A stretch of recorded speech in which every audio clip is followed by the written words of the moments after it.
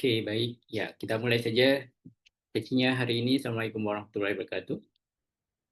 Waalaikumsalam. Waalaikumsalam warahmatullahi Waalaikumsalam wabarakatuh. warahmatullahi wabarakatuh. Waalaikumsalam, Pak. Ya, baik. Hari ini kita akan memulai ya sesi yang kedua dari mata kuliah konsep terapi okupasi. Ya, dan sesi pada hari ini itu topiknya cukup fun-fun aja ya, karena hanya ngomongin tentang sejarah gitu ya. Kalau kita ngomongin tentang sejarah itu kita kayak sedang ada di fase reminiscence gitu. Jadi kita hanya kayak nostalgia saja ya. Oke.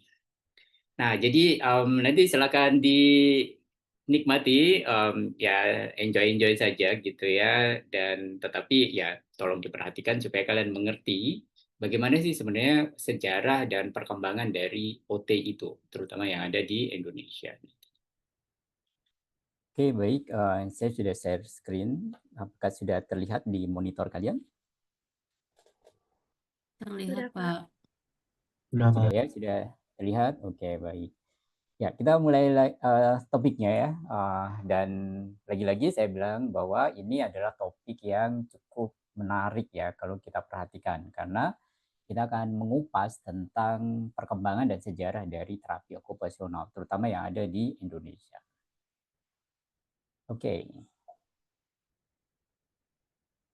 Ya, ini adalah tujuan dari sesi pada perkuliahan hari ini, yaitu kita akan mencoba bersama menelusuri akar dan evolusi ya dari OT yang ada di Indonesia.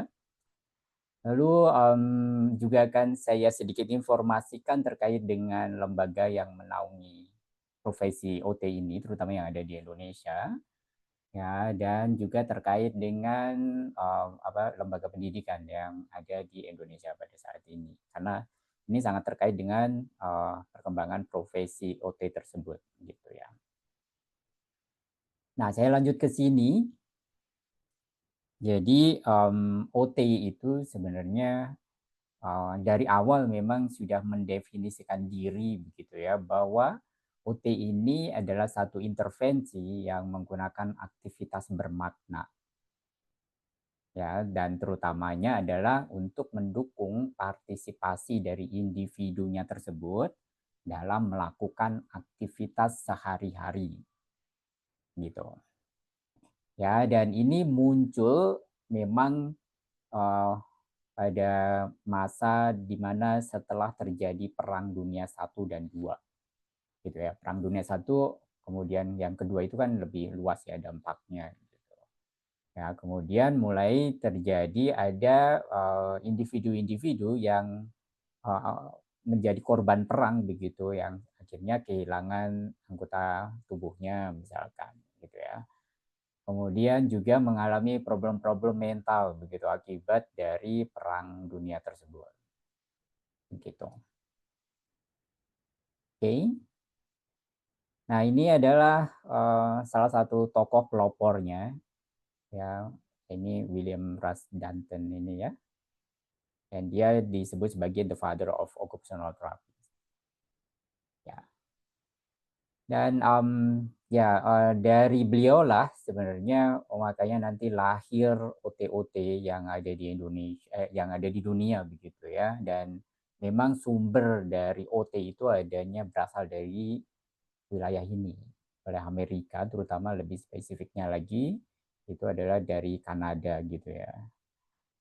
Nah, oleh karenanya memang ya sampai sekarang pun trendsetter dari keilmuan OT itu masih mengacu ke sana gitu ya. Tetapi memang sekarang perkembangannya itu sudah lebih meluas begitu ya, sehingga banyak juga negara-negara atau area wilayah yang lain itu yang sudah memiliki keilmuan OT dan melakukan pengembangan-pengembangan yang cukup baik begitu ya, macam itu. Oke, karena memang juga banyak negara dan banyak wilayah yang sudah mulai punya S2, pendidikan S2 dan juga pendidikan S3 gitu ya. Sehingga secara keilmuan dan pengembangan keprofesiannya menjadi sudah kuat juga gitu. Oke. Nah, Itu ya, tadi sekilas saya sampaikan definisi OT ya dan gambarannya sedikit. Nah, sekarang saya tidak mau hanya saya saja begitu ya yang aktif. Maka silakan kalau menurut Anda walaupun Anda ini barusan banget masuk ke dalam prodi ini gitu ya, barusan belajar tentang OT dan mungkin saja baru juga mengenal tentang OT itu sendiri begitu ya. Nah, tetapi akan sangat baik banget kalau dari sekarang juga kalian mengkonstruksinya itu. Nah, oleh karenanya saya minta untuk keaktifannya. Ayo silakan berpendapat apa sih OT itu menurut Anda?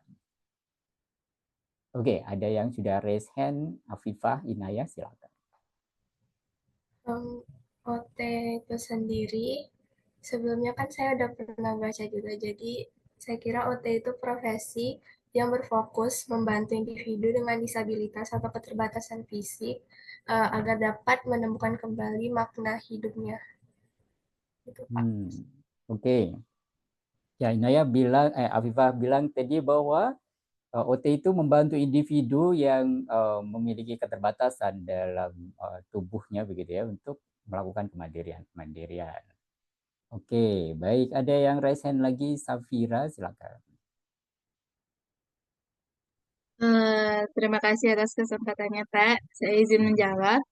Oke. Menurut saya, okupasional terapi itu adalah suatu profesi atau tenaga kesehatan yang bisa meningkatkan kemandirian bagi para penyandang disabilitas ataupun lansia yang tidak bisa, yang sudah tidak bisa lagi untuk melakukan hal yang sebelumnya.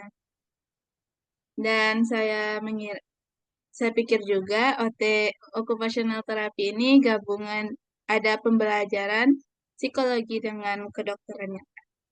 Oke, ya baik, cukup komprehensif ya yang disampaikan oleh Safira tadi. Oke, kita lanjut ke Domingo, silakan. Apa pendapat Anda tentang OT? Pak, izin Pak, pandangan saya terhadap okupasi terapi tidak jauh beda ya Pak dengan yang dikatakan teman-teman tadi, bahwasanya okupasi terapi itu adalah sebuah layanan di mana membantu individu, baik itu dari kalangan muda maupun sampai tua, untuk meningkatkan kemandirian. Jadi okupasi terapi itu tidak hanya mengobati, tapi juga meningkatkan kemandirian bagi orang-orang yang mungkin pernah terkena cedera ataupun dalam kondisi disabilitas ataupun kerusakan mental, Pak. Oke, baik. Dari 3 yang sudah speak up itu ada benang merahnya semua menyampaikan tentang kemandirian, begitu ya. Oke, baik. Kita lanjut ke Aroza, silakan. Oke, menurut saya, okupasi terapi itu adalah sebuah profesi kesehatan yang berfokus pada peningkatan kesehatan, meningkatkan kemandirian, kualitas hidup, dan partisipasi dalam kehidupan sehari-hari. Nah, okupasi terapi ini tuh banyak banget. Jadi kayak ada pediatri, dewasa, lansia, kesehatan mental, komunitas, dan agronomis. Seperti itu, Pak. Oke, baik. Jadi Arosa menambahkan beberapa area-area dari lingkupnya OT itu sendiri. Oke, ada yang resen lagi, Marsha, silakan.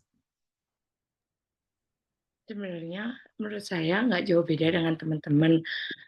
OT itu merupakan kayak tenaga kerja yang kita membantu orang-orang yang mempunyai masalah kesehatan tertentu untuk mereka bisa mendapatkan harapan yang positif lagi buat bisa melakukan kegiatan-kegiatan sehari-hari secara mandiri. Gitu. Terima kasih. Oke, ya baik. Ada tambahan dari Marsha itu adalah mengembalikan harapan hidupnya, harapannya lah gitu ya. Di seseorang tersebut setelah dia terdampak oleh kondisi-kondisi tertentu. Oke, ada yang mau raise hand lagi? Ya, ada. Di sini saya lihat ada yang kakak beradik. Ada 2 partisipan. Oke, baik. Silakan saya kasih kesempatan ke yang raise hand dulu. Silakan Kak Ilham. Menurut saya OT itu bukan menurut saya sih, ini berdasarkan sumber yang pernah saya tonton di YouTube yang menjelaskan tentang sejarah okupasi terapi. salah satu pencetusnya ada namanya perempuan, tapi aku lupa. Dia bilang kalau misalnya occupational therapy is the science of healing by occupation. Jadi apa namanya, penyembuhan melalui rehabilitasi dengan kegiatan sehari-hari yang bermakna. Gitu. Oke. Baik, ya, jadi ditambahkan tadi ada quotes yang disampaikan ya dari Kaila, bagus sekali. Oke, boleh kita lanjut ke Aurela, silakan. Baik, Bapak, terima kasih. Jadi menurut saya TO itu kan termasuk ke dalam tenaga kesehatan ya. Jadi kan apa namanya tenaga kesehatan yang membantu pasien untuk nanti mencapai kemandirian. Jadi dulu juga sebelum saya masuk TO pun ada video kakak tingkat alumni UI yang udah bekerja. Jadi kayak dalam profesi sebagai terapis okupasi itu kayak oh gini ternyata TO ini berprofesi dalam kayak membantu anak-anak berkebutuhan khusus seperti autisme, ADHD. Kemudian setelah saya telaah lebih dalam lagi, kebetulan ibu saya seperti yang saya katakan sebelumnya, ibu saya bekerja di bidang kesehatan bagian jiwa. Ternyata TO itu juga berkaitan dengan psikologi, membahas psikologi gitu. Jadi itu yang membuat saya tertarik gitu. Oh ternyata TO bukan hanya menangani anak-anak yang anak berkebutuhan khusus, tapi juga terkait dengan orang yang mengalami gangguan mental gitu. Oh, oke, baik. Ya, oke. Aurela bahkan menyampaikan insight-nya terkait dengan OT itu sendiri ya, dan dia sekarang kenapa menjadi mahasiswa dari program studi. Iya, makasih Pak. Oke, baik. Saya mau lempar di sini ada kakak adik gitu ya. Ada Grisela dan coba Nasya. Silakan berpendapat tentang OT itu sendiri. Silakan. Ini kakak adik bukan? Oke, Bapak. Kalau maaf, suaranya kedengeran nggak? Dengar. Agak sedikit echo tapi masih terdengar. Silakan. Kalau saya, occupational therapy itu memiliki pasien yang sakit untuk menjalani kehidupan yang lebih mandiri.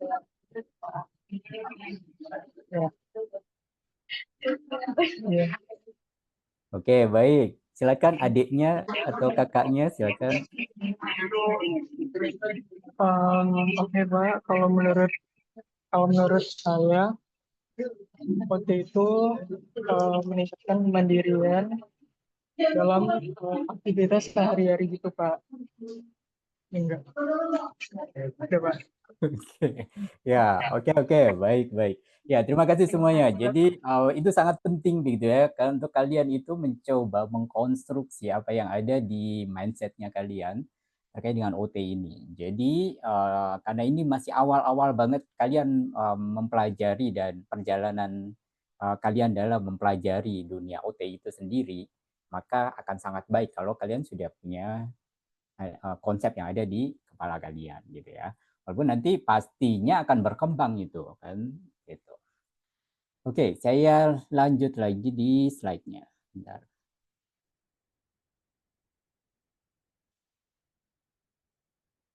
Oke, sudah terlihat di kalian? Oke, baik, saya lanjut lagi. Nah, ini challenge berikutnya ya. Kalau tadi saya minta kalian bebas begitu ya. Sebenarnya persepsinya kalian itu apa, penangkapan kalian itu apa, pemahaman kalian itu apa tentang OT. Nah, silakan sekarang saya akan mencoba memfasilitasi kalian supaya menjadi active learner gitu ya. Kalian silakan gunakan gadget dan apapun yang tersedia, resource yang ada di kalian saat ini. Silakan googling dan searching tentang definisi OT itu sendiri. Gitu ya. Kalau sudah dapat, silakan raise hand dan sampaikan. Oke ya, Viva sudah langsung raise hand, silakan. Oke, baik Pak, terima kasih atas kesempatannya. Jadi di sini ada definisi OT menurut AOTA atau American Occupational Therapy Association Jadi terapi okupasi adalah penggunaan terapeutik dari aktivitas kehidupan sehari-hari bersama individu, kelompok, atau populasi, yaitu klien dengan tujuan untuk meningkatkan atau memungkinkan partisipasi. Praktisi terapi okupasi menggunakan pengetahuan mereka tentang hubungan timbal balik antara klien, keterlibatan dalam aktivitas bermakna, dan konteksnya untuk merancang rencana intervensi berbasis aktivitas.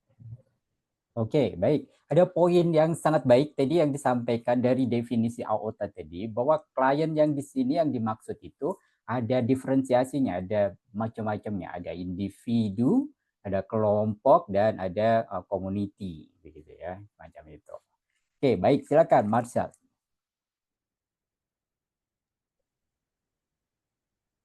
Menurut di sini terapi okupasi adalah layanan rehabilitasi yang bertujuan membantu individu dengan gangguan fisik, mental, atau kognitif untuk kembali melakukan aktivitas sehari-hari atau dalam kurung okupasi yang bermakna sehingga meningkatkan kemandirian dan kualitas hidup mereka.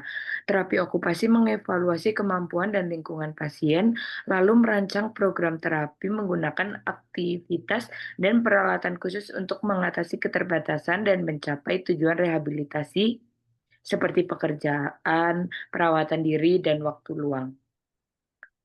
Sumbernya berdasarkan Halodoc dan Halo Dokter. Oke, baik. Ya, saya highlight poin yang disampaikan oleh Marsha tadi bahwa ada keterlibatan antara kognitif, kemudian fisik dan emosional, gitu ya. Oleh karenanya itu nanti ketika seorang OT memberikan intervensi, maka juga akan melihat hal-hal tersebut, aspek-aspek tersebut, gitu ya. Dan kemudian tadi disampaikan ada alat-alat bantu, gitu ya, peralatan-peralatan khusus, gitu yang digunakan. Oke, baik. Saya lanjut ke Fatimah, silakan. Terima kasih Bapak kesempatannya.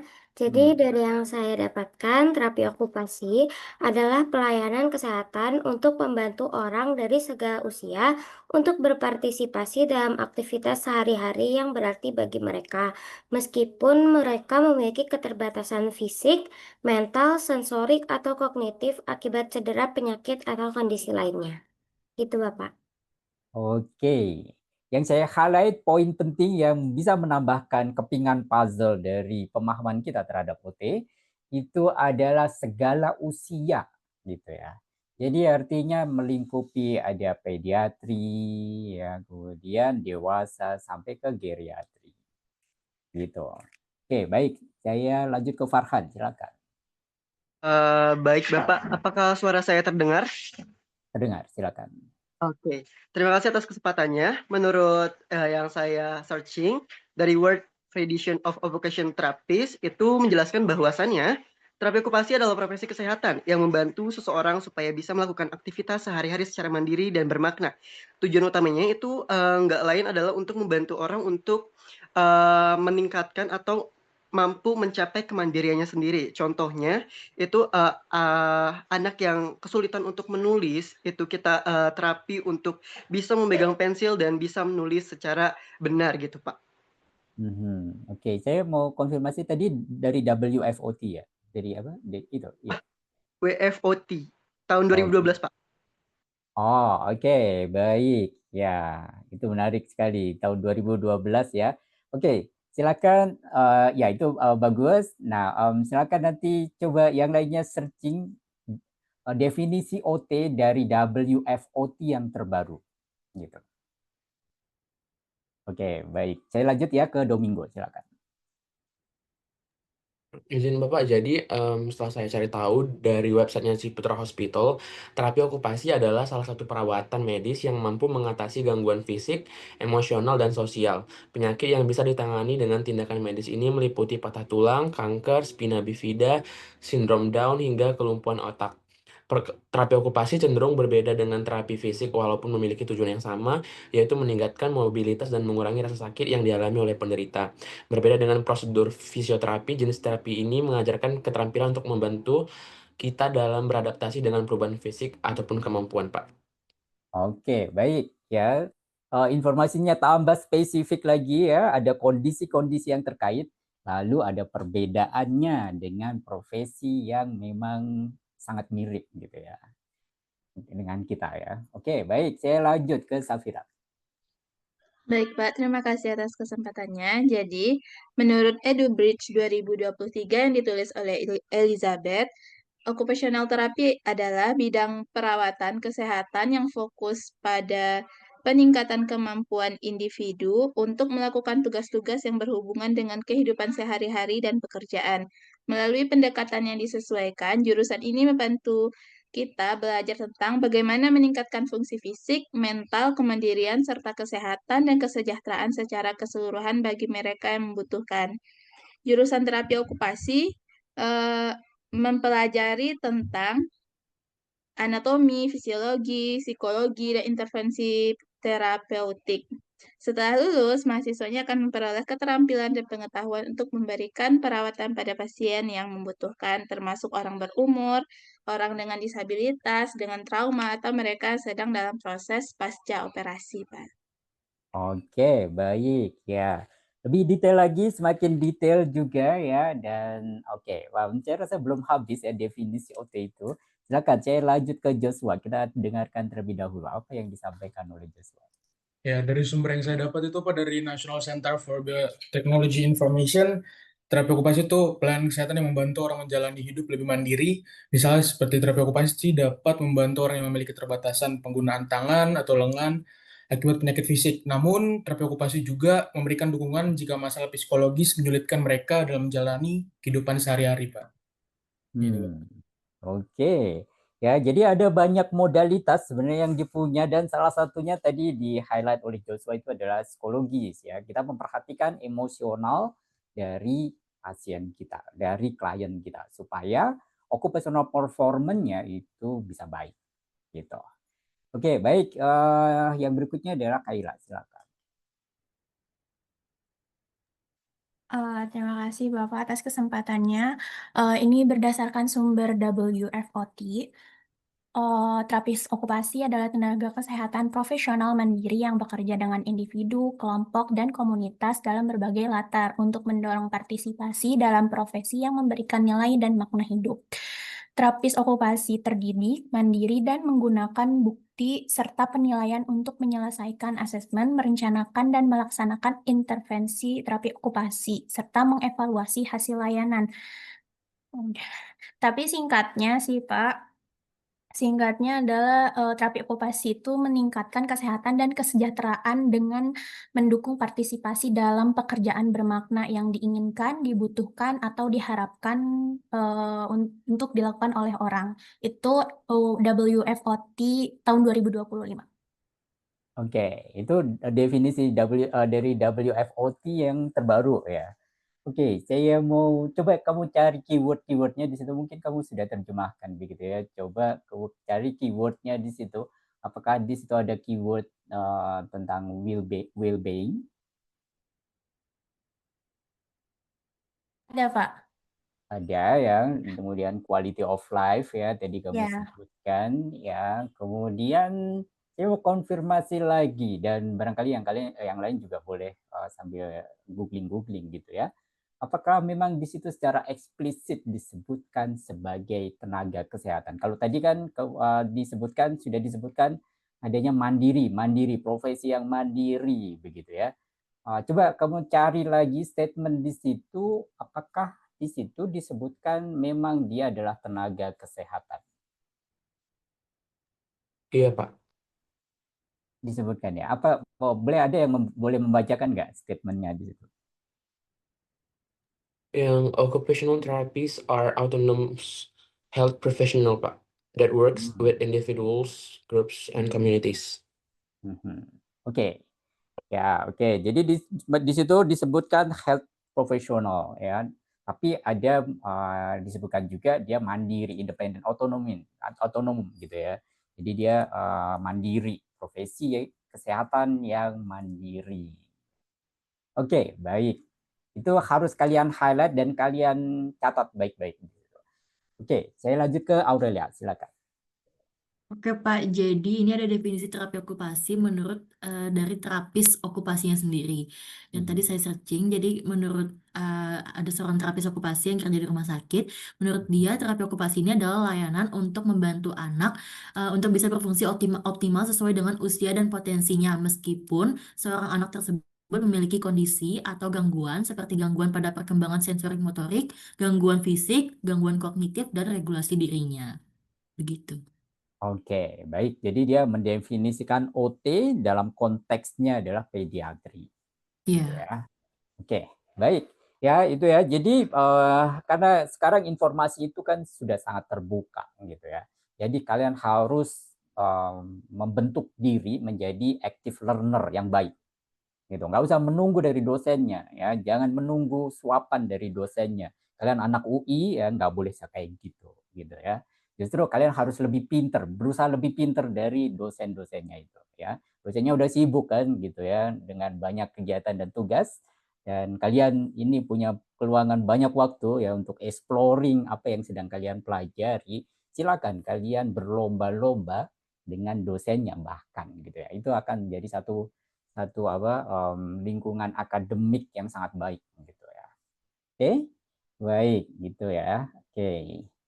Nah, kita lanjutkan di sini. Nah, ya WFOT itu memang punya peranan yang sangat krusial ya dalam melakukan pengembangan OT secara global, gitu ya. Dan mulai didirikan di tahun 1952, ya. Kemudian sampai sekarang ini sudah banyak sekali OT yang tergabung di dalam WFOT ini. Dan nanti di bulan Februari kalau nggak salah ya, itu akan ada WFOT Conference gitu ya. Insya Allah nanti ada beberapa dosen yang akan participate di situ, dan juga ada mahasiswa yang akan participate di situ, sudah accepted posternya gitu ya untuk presentasi. Oke, nah kemudian ini perlu dipahami juga ya bahwa peran utama dari WFOT itu adalah 3 hal ini, fokus utamanya ya. Tentunya akan terus melakukan pengembangan dan peningkatan kualitas dari profesional OT-nya itu sendiri. Gitu. Oleh karenanya kalau saya flashback ke belakang gitu ya, karena ini topiknya masih sejarah begitu kan. Di tahun 2002 waktu itu kita memahami OT itu areanya adalah 3 besar gitu ya. Jadi productivity, kemudian ADL, dan leisure. 3 itu. Ya, tetapi perkembangan terkininya itu adalah sudah menjadi 9 area gitu ya, yang disebut sebagai OTPF gitu. Gitu ya. Dan di mana 3-4 tahun lalu itu baru 8 gitu ya. Kemudian mulai berkembang lagi, bertambah lagi jadi 9 gitu. Artinya hal itu menunjukkan bahwa profesi ini dan keilmuan ini semakin berkembang dan terus berkembang gitu. Oke, dan ini tidak lepas dari peran dari WFOT ini ya gitu. Kemudian WFOT ini juga mengawal dan melakukan pengembangan terkait dengan standar pendidikan dari OT itu sendiri. Gitu. Sehingga pendidikan OT yang ada di banyak negara itu akan selalu didorong supaya bisa certified gitu ya, supaya bisa terakreditasi dan memenuhi standar yang ditetapkan oleh WFOT ini. Gitu. Oke. Ya, kemudian tentunya WFOT juga terus melakukan advokasi ya untuk memperkenalkan dan supaya masyarakat luas itu lebih mengenal lagi tentang OT itu sendiri.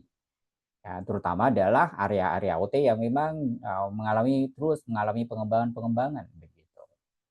Oke.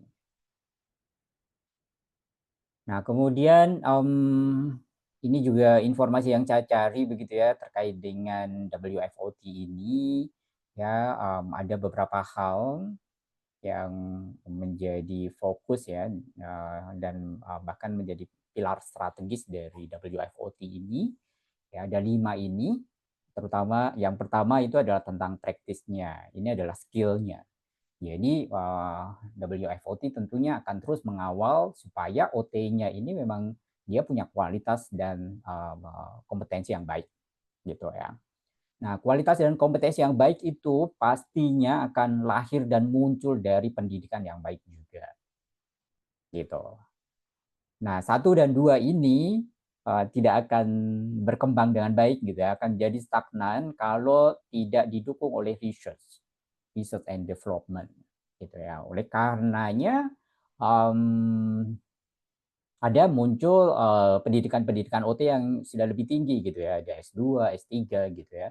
Ini untuk mendorong supaya research-nya ini menjadi lebih kuat, gitu. Karena kalau research-nya itu kuat, maka pengembangan keilmuan dan profesinya akan juga terus terdorong, gitu ya, terus bisa didorong, gitu.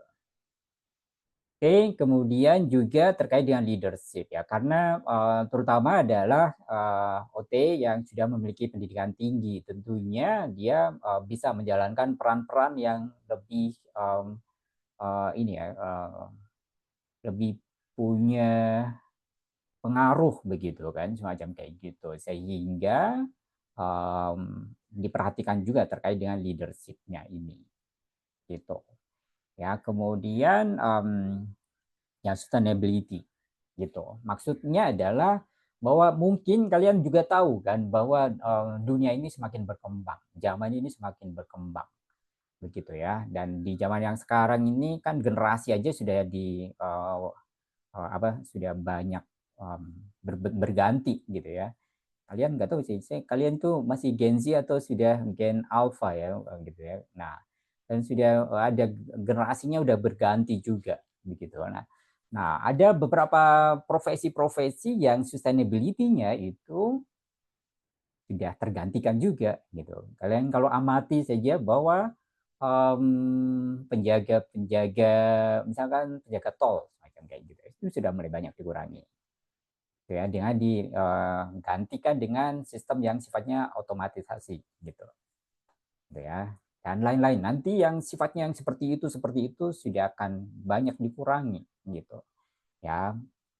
Oke. Nah, oleh karenanya si WFOT ini juga mulai mempertimbangkan hal itu juga, mulai concern terhadap hal itu juga, supaya profesi OT ini juga sustainability-nya baik, gitu. Oke. Ya, kemudian ini fokus perkembangan global trend-nya, gitu ya. Ini perlu kalian pahami juga ya, mumpung juga kalian masih awal-awal banget mau menapaki dunia dan perjalanan dari pembelajaran terkait dengan OT ini, gitu ya. Jadi dulu awalnya memang OT ini banyak berperan di fisikal, gitu ya. Jadi kemudian terkait dengan mental, karena kan tadi di slide-slide awal itu saya sampaikan bahwa perkembangannya itu dipicu oleh kondisi pasca Perang Dunia itu, gitu ya, di mana banyak traumatik yang dialami oleh orang tersebut, begitu ya. Nah, kemudian pada saat itu memang kondisi mental problem itu menjadi banyak banget dan perlu disikapi, gitu. Tidak bisa dibiarkan saja, gitu ya. Nah, oleh karenanya memang awalnya berpijaknya dari sini juga, kesehatan mental dan juga kondisi disabilitas itu yang sifatnya fisik, gitu ya. Gitu. Dan terkait dengan kesehatan mental ini ada hal-hal yang perlu diperhatikan, yaitu stigma, kemudian traumatik.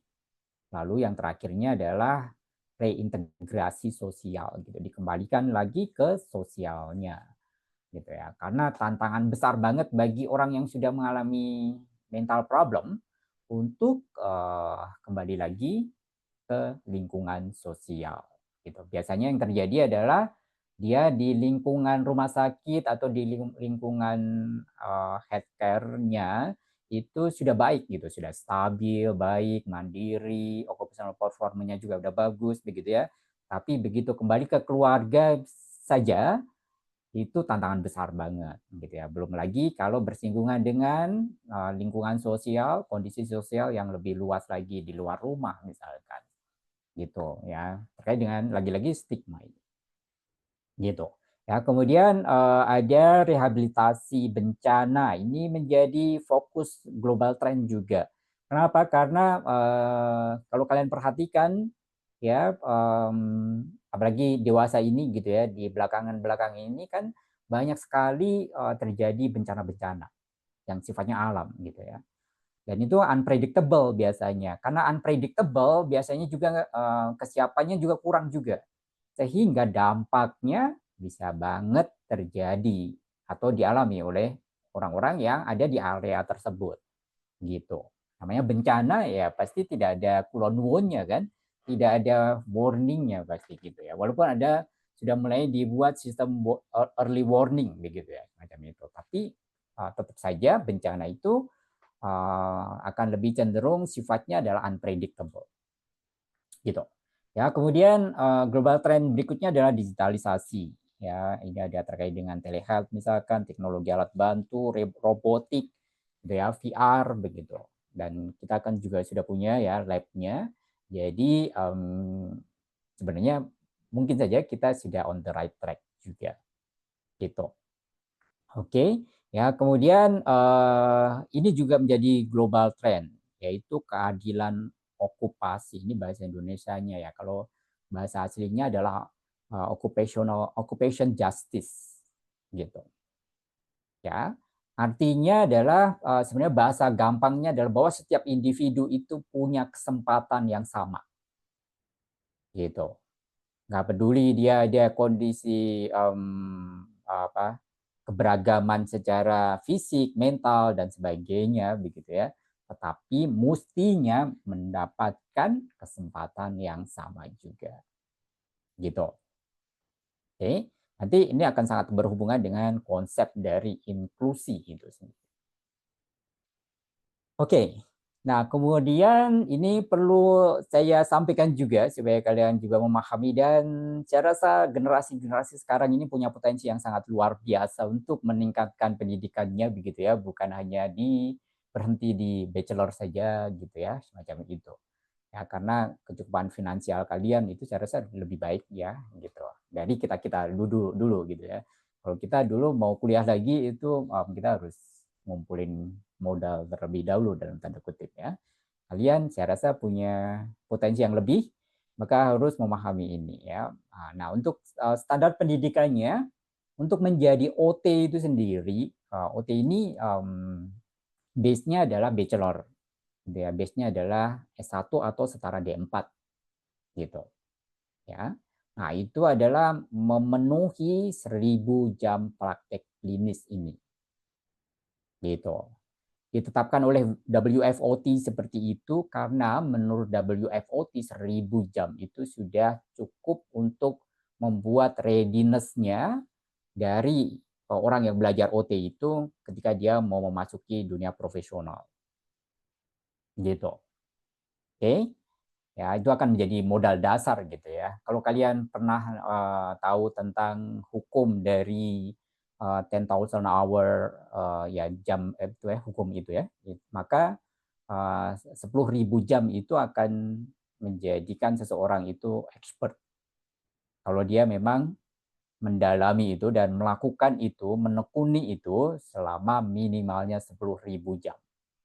Gitu. Nah, meskipun secara formal pendidikan mungkin dia tidak mendapatkan ijazah atau stempel atau gelar-gelar tertentu, tetapi ketika dia menekuninya selama 10.000 jam, maka dengan sendirinya dia akan menjadi expert di situ, di bidang yang dia tekuni itu. Gitu. Nah, 1000 jam ini menjadi dasarnya. Gitu ya. Jadi kalau misalkan 1000 jam itu tercapai dalam 1 tahun, misalkan hitung-hitungannya seperti itu, maka orang yang sudah menekuni profesinya selama 10 tahun, maka itu seharusnya kita juga bisa mempertimbangkan bahwa dia sudah memakari apa yang dilakukannya selama 10 tahun itu. Dia sudah menjadi expert ya, di situ. Oke. Nah, kemudian ada kurikulum acuan ya, itu biasanya berbasis pada ICF dan juga OTPF. Ya. Kemudian WFOT juga mendorong adanya S2 dan S3 gitu ya, terutama adalah di negara-negara berkembang gitu ya. Indonesia itu sebenarnya sedang berproses ke situ dan semoga kita ya berharap akan segera ada gitu ya, karena negara tetangga kita sudah punya S2 dan S3, bukan hanya satu kampus gitu ya, bukan hanya satu kampus gitu, tapi sudah ada beberapa kampus yang punya S2 dan S3 OT gitu. Oke ya, kemudian kolaborasi internasional itu pastinya akan sangat baik ya untuk pengembangan dan juga proses dari hal-hal yang terkait dengan yang di atasnya. Oke, kemudian bagian yang lainnya lagi adalah bahwa tadi saya sampaikan ya, bahwa perkembangan OT ini dia munculnya dari konsep yang berasal dari dunia barat, gitu ya. Nah, tetapi WFOT ini dia tidak mau bahwa terus-terusan seperti itu, gitu. Oleh karenanya memang didorong supaya terjadi pengembangan yang berbasis lokal konteks, gitu. Karena konsep OT itu sendiri kan dia akan sangat memperhatikan kontekstual ketika occupation itu dilakukan oleh seorang individu. Gitu. Saya kasih contoh ya bahwa makannya saya begitu, cara makannya atau nggak usah cara makan deh, yang seringkali bisa sangat terlihat bedanya itu adalah cara ngomongnya saya begitu ya, dengan cara ngomongnya Domingo misalkan itu berbeda bisa jadi. Gitu kan, dipengaruhi oleh culture, dipengaruhi oleh hal-hal yang sifatnya lokal konteks ini. Gitu. Sehingga karena kita yang mau kita treatment itu adalah individu-individu, maka kita juga nggak boleh, oh mentang-mentang saya ada karakternya itu dipengaruhi oleh karakter Jawa begitu ya, udah pokoknya seperti itu. Lalu saya nggak perhatikan klien saya itu dia basis karakternya itu seperti apa gitu ya, basic karakternya seperti apa gitu. Oke ya. Oke, nah ini adalah terkait relevansi arah WFOT untuk Indonesia ya. Ya tentunya dengan hal-hal yang tadi saya sampaikan, maka akan sangat baik juga, terutama adalah OT yang kondisinya masih seperti yang ada di Indonesia ini, di mana pendidikannya masih D3 dan D4 saja, gitu ya. Sekolahnya pun masih ada 2 saja, semacam kayak gitu. Ya, hal ini sangat baik banget kalau ada peran-peran dari WFOT untuk bisa mendorong adanya pengembangan lebih yang ada dari OT yang ada di Indonesia ini. Gitu.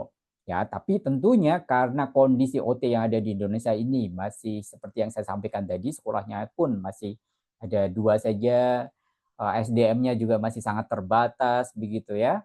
Maka hal-hal yang ini 1, 2, 3 ini perluasan OT, kemudian occupational justice itu pastinya akan masih challenging banget gitu. Oke, dan juga yang ketiga ini pasti akan masih banyak sekali menemui kondisi-kondisi yang challenging bagi profesional OT yang ada di Indonesia ini. Gitu. Oke. Nah, saya mau lanjut ke hal yang spesifik ya, sejarah dari OT yang ada di Indonesia ini. Ya, jadi sejak tahun 70-an itu sebenarnya OT sudah mulai dilakukan ada pengembangan begitu ya. Itu dimulai dari 2 orang profesional tenaga kesehatan gitu ya yang memang ditugaskan untuk belajar tentang OT itu. Gitu ya. Tentunya karena dia ditugaskan untuk belajar tentang OT dan dia merintis begitu ya, pasti belajarnya nggak di Indonesia gitu ya. Jadinya dia dikirim untuk memang dia ditugaskan supaya belajar OT, lalu kembali ke Indonesia untuk melakukan pengembangan-pengembangan. Nah, 2 orang tersebut adalah ini.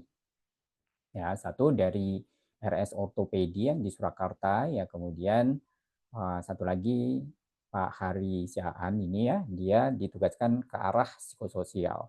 Yang di Surakarta itu kenapa seperti itu? Karena di situ ada tinggalan dari Profesor Suharso ini. Gitu, di mana Prof. Suharso ini kan dia sangat terkenal, dia bapak dari perintis hal-hal yang sifatnya terkait dengan disabilitas fisik begitu ya. Gitu, di Solo itu ada namanya rehabilitasi sentrum gitu, yang digawangi dan diinisiasi oleh Prof. Suharso ini. Dan beliau juga meninggal di situ ya, dan makamnya dimakamkan di Boyolali di daerah Ampel. Gitu. Oke, nah dari itu maka mulai muncullah profesi OT ini. Gitu. Oke, selain yang tadi begitu ya, untuk lebih mendorong lagi, maka ada juga OT-OT dari luar negeri itu yang datang dan didatangkan ke Indonesia gitu ya, untuk memberikan pelatihan-pelatihan bagi tenaga kesehatan.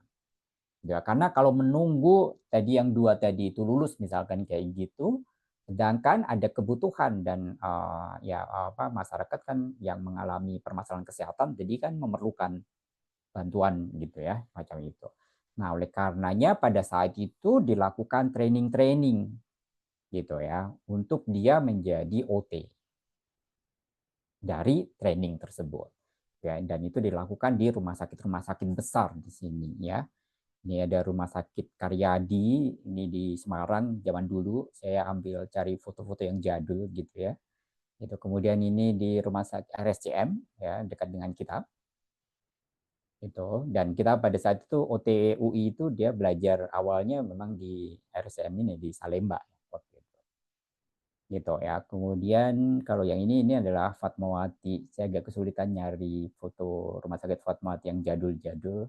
Tapi ya udah dapatnya ini ya. Kemudian ini adalah rehabilitasi sentrum yang ada di Solo. Oke. Nah, kemudian saya lanjut di sini ya. Jadi di tahun 90-an, tahun 94 itu akhirnya dari pioner-pioner tadi itu akhirnya membentuk satu wadah untuk mewadahi nantinya ada profesi-profesi OT ini. Gitu, yang awalnya itu adalah dari tenaga kesehatan yang di training-training tadi. Gitu. Oke. Ya, tapi kan itu perlu diwadahi gitu ya, supaya profesinya memang ya, jadi lebih terbentuk dan terus ada pengembangan-pengembangan. Gitu. Oke. Kemudian juga akhirnya dibuat lagi, tidak cukup hanya akhirnya pada awalnya dulu memang hanya project saja. Jadi ya udahlah tenaga kesehatan aja di training tentang OT, lalu dia ditugaskan untuk menjadi bertanggung jawab menjalankan tugas-tugas dari OT tersebut, gitu ya, semacam itu. Ternyata tidak cukup di situ setelah dianalisa dan dikaji, gitu ya, sehingga diperlukan satu pendidikan OT. Gitu yang memang dia dididik dan diajarkan dari nol gitu ya, dan mempelajari keilmuan OT-nya menjadi lebih lebih mendalam gitu ya, dan lebih mendalam gitu. Dan itu dirintis di Surakarta gitu ya. Ya, kemudian ini di tahun 97-an itu 94 tadi dirintis ya, 97 sudah mulai ada lulusan pertama karena memang saat itu jenjangnya adalah D3. Gitu ya, dan di tahun 2000-an akhirnya pendidikannya itu diakui secara resmi oleh WFOT ini. Ya, ini foto-foto lulusan pertama ya, pada saat itu wisuda pertama. Kalian masih bisa lihat di sini masih ada banyak bule-bule yang gitu membantu begitu ya, semacam kayak gitu. Oke, dan sampai sekarang pun sebenarnya volunteer juga sebenarnya mau berdatangan juga gitu ya untuk membantu kita. Oke, nah saya lanjut ke sini. Ini adalah kebanggaan kalian tentunya karena kalian ada di sini dan kalian menjadi bagian dari Civitas Akademika yang ada di sini, begitu ya. Akhirnya ada muncul sekolah OT yang kedua, gitu ya. Dan ini bagusnya adalah dia di bawah universitas, begitu. Dan ya Universitas Indonesia akhirnya memiliki satu program pendidikan OT yang dulunya memang di bawah FKUI. Gitu. Oleh karenanya dulu memang banyak belajar di Salemba di sini. Gitu. Tapi karena ada kebijakan dari Ristek Dikti pada saat itu Kemendikti ya untuk pendidikan-pendidikan yang sifatnya lebih ke skillful begitu harus dibuat satu center sendiri semacam kayak gitu. Maka pada tahun 2008 itu mulai dibuat, dispesifikkan dan dikelompokkan menjadi kelompok program vokasi ini. Karena memang keilmuan kalian itu sifatnya applied gitu ya, sifatnya adalah terapan. Gitu. Oke, dan sampai sekarang pun akhirnya kalian belajarnya adalah di kampus ini. Oke, ya jadi tadi saya sampaikan lembaga pendidikan OT sampai sekarang ini baru ada 2 ini yang eksis. Gitu ya, sebenarnya sedang didorong untuk muncul dan lahir sekolah-sekolah OT yang lainnya gitu ya. Karena pemenuhan kebutuhan SDM dari OT itu sendiri sampai sekarang belum bisa terpenuhi gitu ya. Walaupun misalkan kayak di Poltekkes ini sekarang per tahun itu sudah hampir mungkin 300-an meluluskannya gitu ya. Dibandingkan zaman dulu saya lulus dari sini ini angkatan saya itu masih 40-an saja yang lulus. Gitu ya. Yang di bawah saya itu 20-an, 30-an gitu ya. Di atas saya juga sekitar itu saja. Gitu ya, macam itu. Sekarang udah jadi 300-an beberapa program juga yang ada di situ, ada D3, D4, kemudian ada alih jenjang, macam gitu ya. Nah, tapi tetap saja belum memenuhi gitu ya. Di UI pun juga seperti itu juga gitu ya. Saya tahu bahwa ada ya beberapa perbedaan jumlah dari angkatan begitu ya. Ada yang 20-an pada saat itu di angkatan tertentu gitu ya. Ada yang 40-an, 30 gitu ya. Dan sekarang kalian itu berapa berkelasnya? Satu kelasnya itu ada berapa? 100 lebih ya? Berapa? 100 berapa sekarang? Kalau nggak salah 143. Ya, 143 ya kan. Udah hampir 150-an gitu ya. Nah, di angkatan 2025 ini memang angkatan yang paling banyak kayaknya gitu ya, semacam itu. Jadi angkatan di atas kalian itu juga sudah 100-an lebih gitu ya. Tapi dari itu saya rasa masih akan belum bisa memenuhi kebutuhan dari SDM OT yang diperlukan di Indonesia ini. Sedangkan Indonesia ini wilayahnya sangat luas sekali, gitu ya. Ya, saya sampaikan pengalaman saja. Saya sedang belajar OT juga di Malaysia, begitu ya. Malaysia punya banyak sekolah OT, gitu ya. Dan area wilayah negaranya nggak seluas Indonesia, gitu kan, kayak gitu. Profesi OT-nya itu sudah lebih banyak dibanding dengan kita yang ada di Indonesia ini. Gitu. Jadi dengan seperti itu, maka memang kebutuhan OT di Indonesia ini masih perlu sangat ditingkatkan, gitu. Oke, baik. Tuh. Ya, jadi totalnya masih kisaran ini saja. Ini di data di tahun 2020, gitu ya. Sekarang sudah mungkin 2.500-an di antara itulah, gitu ya. OT yang ada di Indonesia itu. Gitu. Nah, tapi sebarannya biasanya masih banyak terpusat di Jawa sentris di sini. Gitu ya. Beberapa mungkin di Sumatera ini sudah mulai ada, Kalimantan. Nah, di wilayah timur ini masih belum kayaknya gitu ya, masih jarang gitu. Walaupun ada juga yang di Makassar ya, di Ternate itu sudah mulai ada juga beberapa yang dia kembali ke Ternate begitu dan merintis pelayanan OT yang ada di sana. Oke, nah ini yang seperti yang saya sampaikan tadi, ya kebutuhan terhadap SDM ini masih sangat tinggi. Oleh karenanya saya sampaikan di kalian bahwa kalian ini adalah bagian dari orang-orang yang terpilih, begitu ya. Maka beruntunglah kalian ini, gitu. Sehingga jangan sia-siakan kesempatannya, berproseslah dengan baik, begitu ya. Sehingga nanti ketika lulus kalian akan menjadi profesional OT yang baik, gitu. Peluangnya masih sangat terbuka banget. Peluang karirnya masih sangat terbuka banget. Oke, ya ini adalah infrastruktur yang ada, yang kita punya. Ya, silakan dioptimalkan lagi-lagi. Ya, kalau kalian bisa mengoptimalkan dengan baik, maka kalian akan bisa melakukan pengembangan terhadap profesi dan layanan OT itu sendiri. Oke.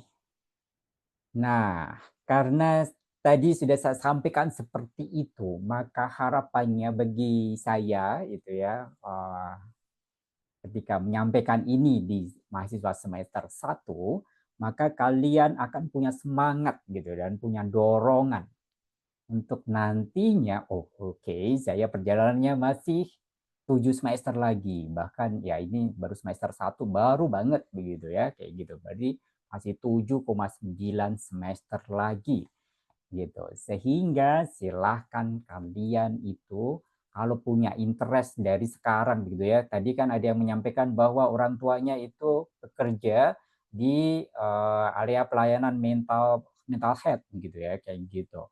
Kalau memang tertarik dengan itu karena memang mendapatkan exposure ya dari orang tuanya, mendapatkan informasi-informasi terkait dengan hal itu, silakan membentuk diri dari sekarang begitu ya.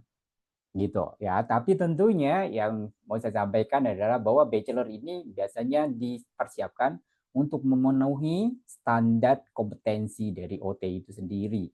Sehingga kalau kalian walaupun interest di area tertentu, entah itu pediatri, entah itu mental health, ya kalian tetap harus mencoba mempelajari yang lainnya juga.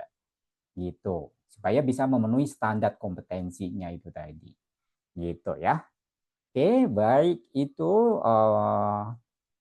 yang mau saya sampaikan. Ya, kemudian ya ini supaya memotivasi lagi ya masa depan OT yang ada di Indonesia itu masih sangat baik banget potensinya. Gitu ya. Karena kita ada di Indonesia jadi konteksnya saya membicarakan itu ya, ada di Indonesia ya. Gitu. Sekolahnya masih ada 2 saja. Baru akan didorong pembukaan sekolah-sekolah yang lain, tapi biasanya masih terkendala dengan SDM dari dosennya itu. Ya, kalau kalian punya kesempatan nanti, kalian kan sudah bachelor nantinya ya, ketika mau lulus nanti, ya cari beasiswa S2 atau S3, gitu. Ya, dulu kalau kita itu masih D3, jadi kalau mau cari beasiswa S2, S3 itu biasanya disuruh belajar dulu S1, bachelornya. Gitu kan, tambah panjang lagi belajarnya kita kan, gitu kan. Kalau kalian harusnya bisa punya lompatan-lompatan gitu ya. Dan di luar negeri itu pendidikannya sudah ada potensi dan kemungkinan untuk fast track gitu. Maksudnya fast track itu adalah saya ketemu beberapa praktisi ya, beberapa profesional OT itu yang dia itu mendapatkan S3 dari fast track gitu. Dia belajar S2 pada saat itu, tapi di tahun terakhir lalu karena dia performanya bagus begitu ya, maka dia bisa mendapatkan kesempatan untuk fast track tiba-tiba jadi S3 gitu, menambah 1 tahun lagi atau 1,5 tahun lagi, jadi dia akan mendapatkan S3 langsung gitu, macam itu. Dan itu sangat memungkinkan sekali gitu ya. Oke. Nah, jadinya dengan seperti itu juga waktu saya tahu seperti itu, maka saya berpikiran, oh ya dengan cara seperti itu, dengan adanya kesempatan seperti itu, maka akan lahirlah expertise OT yang S2 maupun S3 yang masih muda-muda.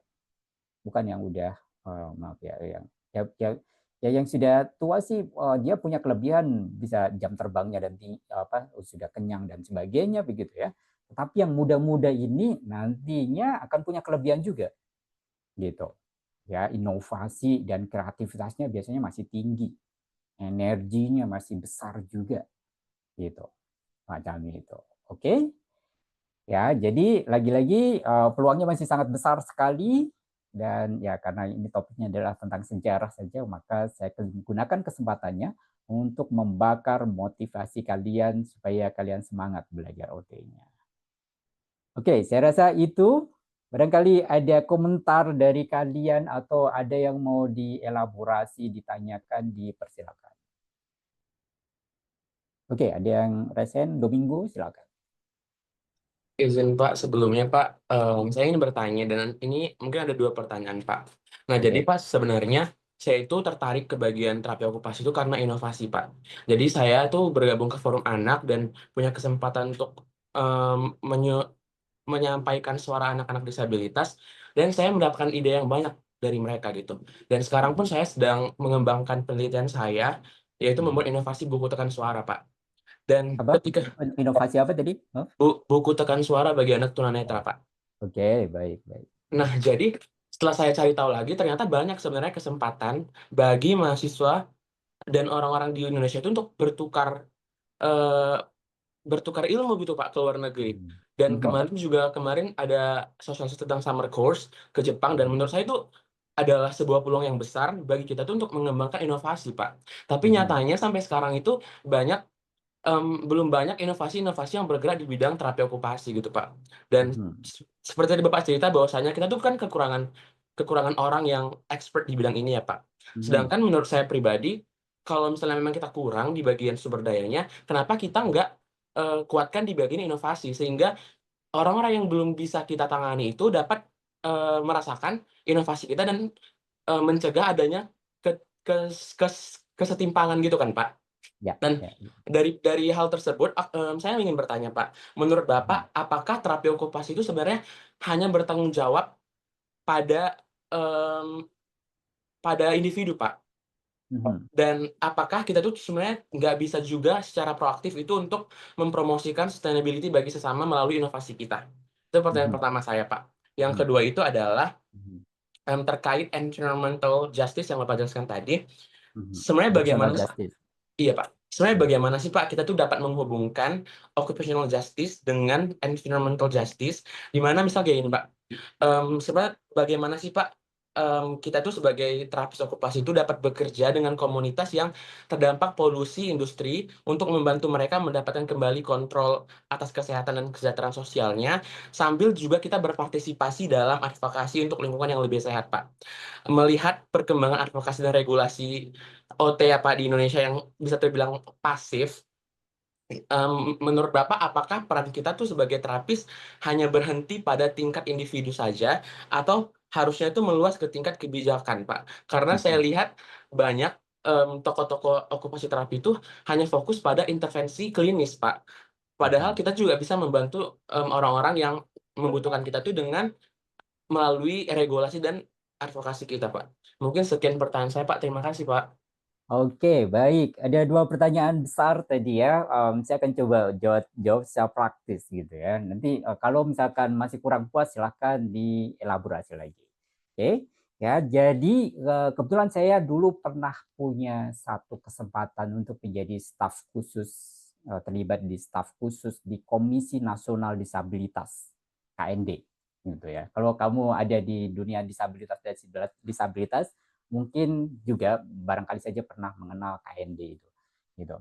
Nah, di situ minoritas memang kita OT itu, gitu ya. Dan KND-nya sendiri itu juga masih minoritas sebenarnya, gitu, masih sangat kecil. Apalagi bentukannya masih baru di tahun 2023-an kalau nggak salah, gitu ya, kayak gitu. Nah itu baru-baru banget, gitu ya. Nah, tetapi dengan hal itu, maka advokasi terhadap penderita disabilitas atau orang yang memiliki disabilitas itu, maka akan bisa lebih didorong gitu, diperbaiki gitu ya. Dimana sebenarnya semangatnya sekarang itu bukan lagi charity right gitu. Jadi kalau dulu kan disabilitas itu dipandang ya kasihan gitu ya, lalu sifatnya charity. Gitu. Tapi sekarang itu menjadi right base, gitu, bahwa dia punya hak gitu. Tadi menjawab occupational justice tadi. Gitu. Dia punya kesempatan dan dia punya hak, punya kesempatan yang sama dengan orang-orang yang lain yang dianggap mainstream itu. Gitu, semacam kayak gitu. Nah, tetapi ini perlu sentuhan lintas sektoral. Gitu ya. Oleh karena menjawab dari pertanyaan berikutnya dari Domingo tadi terkait dengan kebijakan-kebijakan, memang kita harus bekerja sama lintas sektoral, bukan hanya di bagian yang sifatnya pelaksana-pelaksana saja, teknis-teknis saja, tapi di bagian yang penentu-penentu kebijakan ini, gitu ya, semacam itu. Nah, tetapi bayangkan nih Domingo, kalau memang kita ini merasa expert, gitu ya, tetapi level pendidikan kita ternyata baru cuma D3 saja. Gitu ya. Ketika kita ngomong walaupun benar gitu ya dan benar gitu ya yang kita sampaikan itu, maka dari itu saja maka juga akan kurang gitu ya dibandingkan dengan yang S1 saja gitu ya. Sebenarnya kan banyak pejabat-pejabat yang atau stakeholder yang dia juga level pendidikannya cuma S1 aja. Gitu ya, kayak gitu. Nah, tetapi akan sangat berbeda lagi kalau kita punya S2 dan S3.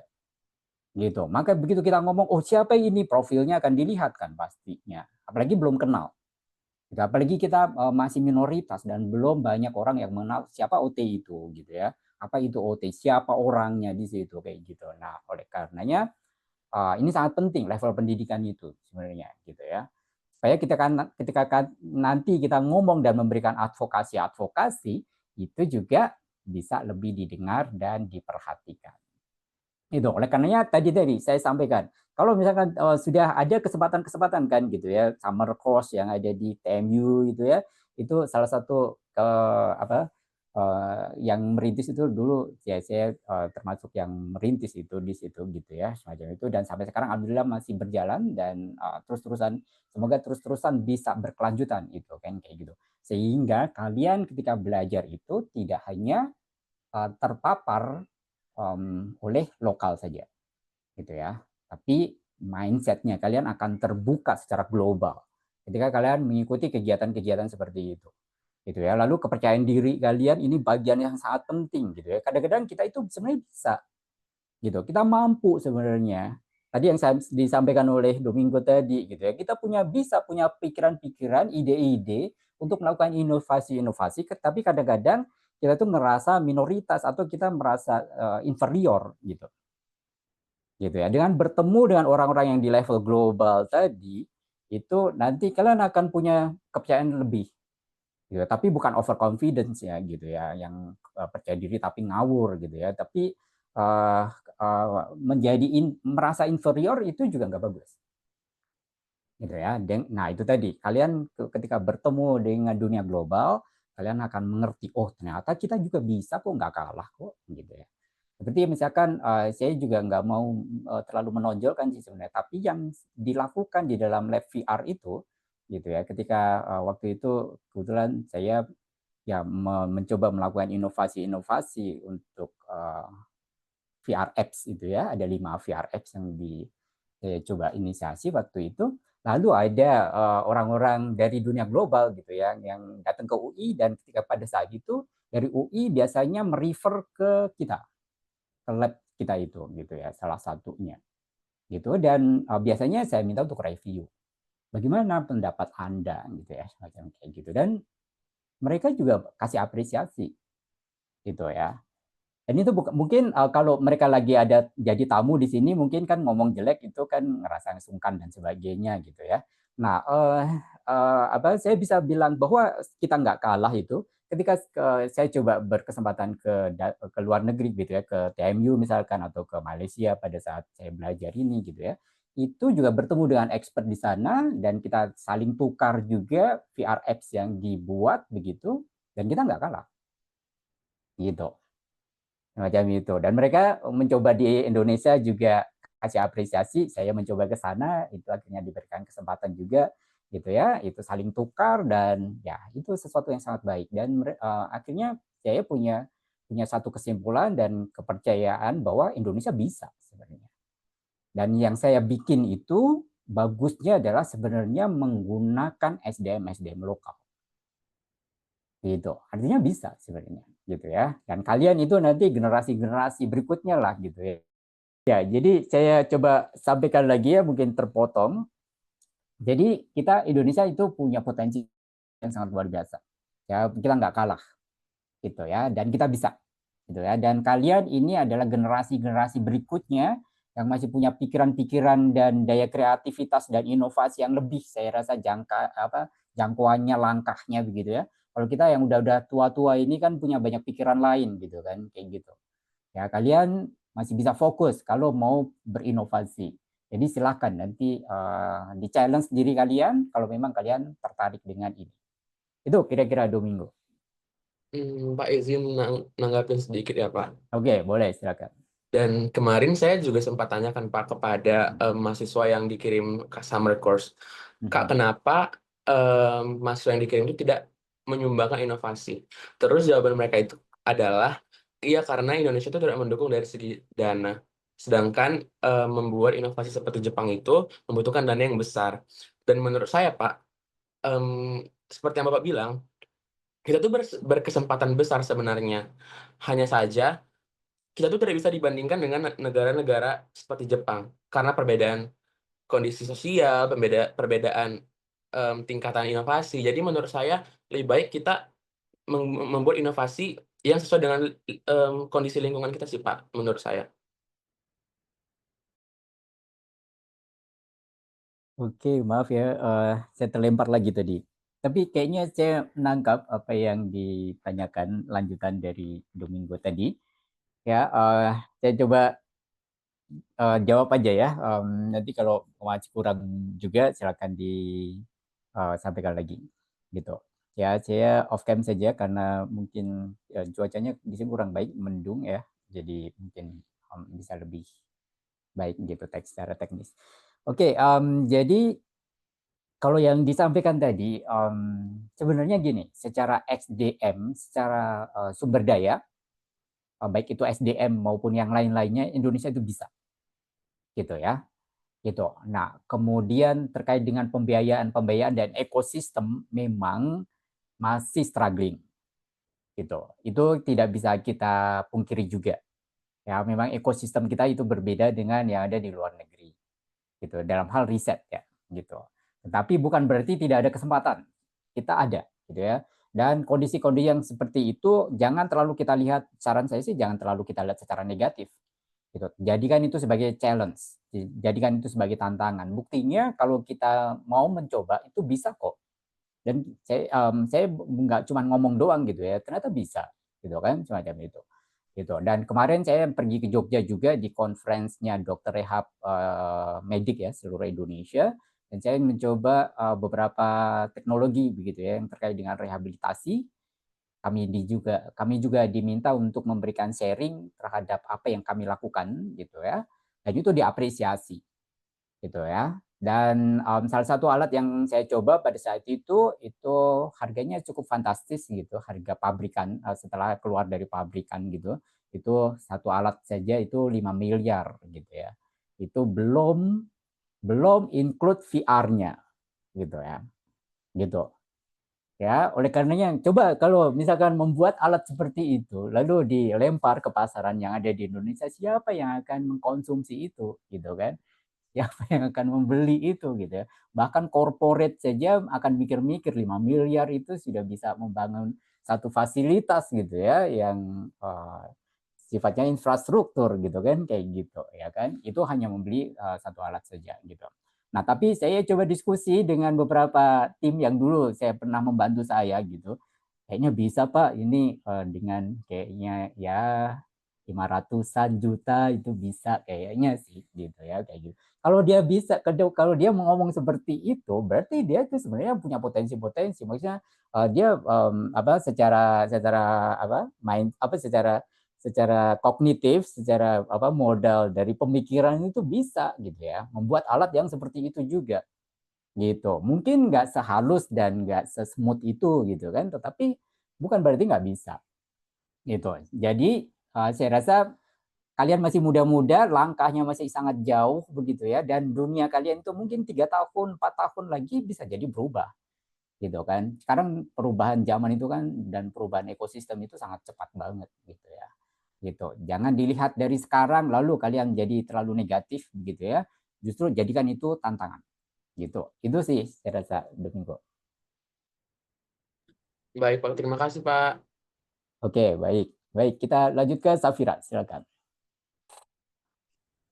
Baik, Pak. Terima kasih atas kesempatannya. Di sini saya mau bertanya. Tadi dari penjelasan Bapak, dikatakan bahwa FOT itu mendorong pengembangan S2 dan S3 di negara berkembang.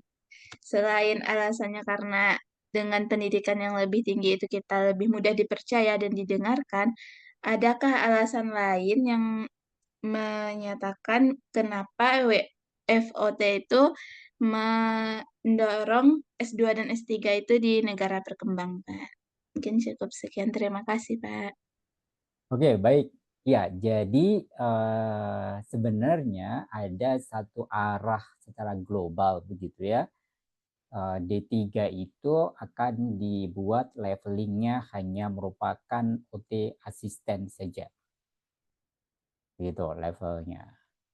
Ya, oleh karenanya level minimalnya dari OT itu adalah bachelor atau D4.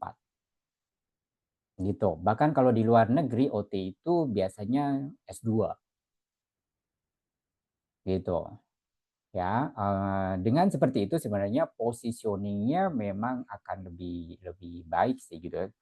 Kalian bisa ambil sambil berkaca lah dengan profesi yang sebelah yang saat ini ada di Indonesia, mereka kan teman-teman kita dari psikolog, gitu. Psikolog itu nggak bisa disebut psikolog kalau dia belum S2, ya kan? Sarjana psikologi itu nggak berhak atau belum bisa dipanggil sebagai psikolog, gitu. Oke, nah seperti itu. Jadi kenapa didorong seperti itu? Memang karena terkait dengan pengembangan profesinya itu supaya lebih solid ya, lebih baik lah gitu, semacam kayak gitu. Gitu saya rasa jawabannya. Pak, oke Pak. Terima kasih Pak. Oke, baik. Silakan berikutnya Afifah, silakan. Baik Pak, terima kasih atas kesempatannya. Saya izin bertanya, ada 2 pertanyaan. Yang pertama, tadi kan WFOT itu menyarankan kurikulum OT berstandar global, di mana penerapannya di Indonesia yang statusnya itu Indonesia itu masih kekurangan tenaga pengajar dan bahkan fasilitas pendidikannya itu juga kurang karena seperti yang kita tahu baru ada 2 di Indonesia. Sama yang pertanyaan kedua itu terkait sustainability. Nah, apa sih peran OT dalam perubahan iklim, sedangkan fokus kita itu sebenarnya kan pada aktivitas atau okupasi. Oke, baik. Ya, jadi saya menjawab yang di sustainability dulu ya. Sustainability yang dimaksud di sini itu adalah sustain-nya, yang dimaksud sebagai ketahanan terhadap profesinya itu. Gitu. Oke, jadi eksistensi dan keberlangsungan dari profesinya itu. Gitu, supaya tidak tergantikan dengan mesin misalkan. Tidak tergantikan dengan teknologi gitu, semacam itu. Gitu ya. Jadi seperti itu. Nah, kemudian pertanyaan yang pertama tadi terkait pendidikan ya. Terus intinya lagi apa itu? Yang pertama tadi? Gimana cara menerapkan kurikulum OT standar global di Indonesia? Oke. Ya, jadi sebenarnya rambu-rambu dari WFOT itu adalah sekolah, semua pendidikan OT yang ada di semua negara itu akan didorong untuk terstandar dan terakreditasi oleh WFOT, oleh WFOT itu. Gitu, di mana nantinya harapannya bisa dikawal, oh ini ada standar-standar yang dimau oleh WFOT itu, sehingga OT di seluruh belahan dunia begitu ya, itu punya standar kompetensi yang relatif sama lah gitu ya, kayak gitu. Gitu ya, walaupun WFOT juga mendorong adanya lokal konteks tadi gitu, supaya masing-masing OT dari belahan masing-masing negara itu juga punya kekhasan masing-masing gitu, karena diperlukan juga itu kekhasan itu. Jadi OT yang ada di Indonesia dengan Malaysia saja itu yang serumpun dan mirip-mirip itu pasti beda, gitu, yang semacam itu, gitu. Jadi itu sih. Semoga bisa menjawab. Gimana? Terima kasih, Pak. Oke, baik. Kita lanjut ke Arusa, silakan. Baik, Pak. Terima kasih atas kesempatannya. Saya izin bertanya, kalau untuk lanjut ke S2, kira-kira kalau saya minat pediatri, lebih baik lanjut S2 okupasi terapi atau psikolog atau kesehatan masyarakat ya, Pak? Terus biasanya, area praktik terapi okupasi, orang-orang lebih banyak mengarah kemana ya, Pak? Kayak mungkin pediatri atau lansia atau kesehatan mental? Terima kasih. Oke, baik. Ini pertanyaan yang sangat baik. Ya, saya ceritakan pengalaman hidup saya aja lah gitu ya. Saya D3-nya OT, ya. S1-nya itu Kesmas. Karena memang belum ada pada saat itu. Dan saya pengen belajar meningkatkan pendidikan saya kan gitu ya. Nggak ada gitu ya. Sedangkan saya harus sambil kerja. Ya udah saya waktu itu motivasinya adalah cari kampus yang bisa sambil kerja atau di weekend pada saat itu. Gitu ya. Nah, kemudian di S2 juga seperti itu juga. Saya nyari yang bisa saya sambil kerja. Jadi saya nyari yang ada di weekend gitu, ya kayak gitu. Ya, sebenarnya masih akan tetap bisa memperkuat si D3-nya itu atau si OT-nya itu karena walaupun saya punya S1 Kesmas, S2 EPIT itu Kesmas juga gitu ya. Semacam itu, tapi saya kan tetap menekuni bidang OT gitu kan. Akhirnya saya balik-balik lagi ke OT. Gitu ya. Sedangkan pada saat saya lulus EPIT itu sebenarnya kan EPIT lagi happening. Gitu ya. Karena saya lulus 2018, lalu 2019, 2020 itu kan Covid. Ya kan? Dan teman-teman EPIT saya itu seangkatan saya itu langsung ada di top ini ya, struktur topnya gitu ya. Karena memang pada saat itu happening banget gitu kan, kayak gitu. Nah, tapi ya kalau kamu mau interest dan memperdalam OT-nya ya harusnya OT. Gitu, jangan ke yang lain. Gitu ya. Kalau kamu mau pendidikan ke psikologi harus mengulang dari S1. Gitu ya. Lalu panjang lagi harus S2 baru bisa secara absolut menjadi psikolog. Panjang kan gitu kan semacam itu. Mendingan kamu loncat aja langsung ke S2 dan carinya di luar negeri kalau bisa. Gitu ya, supaya tadi ada peluang fast track itu hajar gitu ya kayak gitu. Gitu. Di luar negeri sudah sangat memungkinkan. Di Australia ada, bahkan di Malaysia pun ada fast track. Gitu. Ya, macam itu.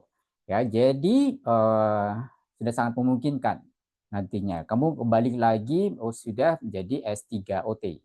Gitu ya, dan itu sudah sangat absolut banget untuk keprofesiannya gitu kan, kayak gitu ya kan. Walaupun masih muda-muda nggak apa-apa gitu ya, jangan minder, jangan merasa inferior karena wajah-wajahnya masih wajah-wajah muda gitu ya. Kalau kalian ketemu dengan OT-OT yang di luar negeri itu muda-muda itu gitu ya, bukan berarti yang tua-tua yang bisa jadi speaker gitu ya, kayak gitu. Kemarin saya dapat updatean dari kolega saya, dokter rehab senior gitu ya, kayak gitu. Dia update ke saya, Pak Sahid nih saya lagi menyimak speaker OT dari Malaysia itu masih muda, lebih muda dari Pak Sahid, dan saya senang sekali ada anak-anak muda yang punya pemikiran seperti itu gitu, semacam itu. Mereka seneng kok macam kayak gitu. Dan kenapa kolega tersebut itu masih tetap in touch dengan saya ya karena memang dia seneng karena saya selalu melakukan pengembangan diri gitu ya, kayak gitu ya. Nah, jadi itu kalau mau berkelanjutan dan sekarang sudah terbuka banget gitu ya dibandingkan zaman saya dulu. Informasi masih sangat terbatas begitu ya. Kalian di sini punya dosen-dosen yang nantinya kalau ada yang masuk di kelas kalian itu kan dia sudah belajar S2 di Tokyo gitu kan, di TMU dan sebagainya gitu ya. Pasti kalian bisa nyari informasi dari beliau-beliau gitu ya. Kalian juga bisa nyari informasi dari saya gitu ya. Saya punya banyak kenalan juga dari dunia global. Jadi bisa pastinya punya peluang-peluang gitu ya. Ada yang sudah saya dorong juga sekarang sedang melanjutkan S2 OT di Australia. Gitu. LPDP dianya. Siap, terima kasih Pak. Oke, baik ya. Dan itu semoga bisa membakar-bakar semangatnya kalian gitu ya. Kalian anak-anak UI ya, harusnya bisa gitu kan. Punya potensi lebih. Kalian mahasiswa lulusan UI gitu, apply scholarship itu harusnya akan dilihat banget. Oke, jadi langkahnya jangan pendek-pendek saja. Kalau bisa ngejar yang lebih jauh, kejarlah itu. Oke, baik itu saja sih saya rasa karena sudah di 17.30 ya. Jadi kita juga sudah cukupkan saja waktunya untuk sesi kita pada hari ini. Minggu depan semoga bisa bertemu secara offline dan kita bisa berdiskusi dengan lebih kenyang lagi. Oke, itu saja. Terima kasih semuanya dan semoga tetap semangat. Assalamualaikum warahmatullahi wabarakatuh. Waalaikumsalam warahmatullahi wabarakatuh. Terima kasih Bapak. Terima kasih ya, Pak. Oke, ya Terima kasih, saya close ya. Pak. Ya.